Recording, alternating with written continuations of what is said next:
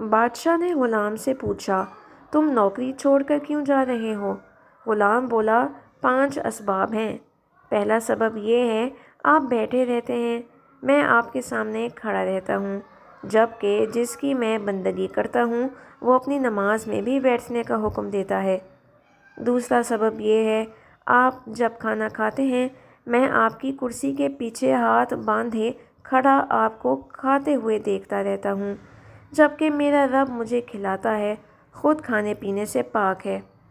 تیسرا سبب یہ ہے، آپ سوئے ہوئے ہوتے ہیں، میں پہرا دیتا ہوں، جبکہ میرا رب نہیں سوتا، الٹا میں جب سوتا ہوں وہ خود میری نگرانی فرماتا ہے۔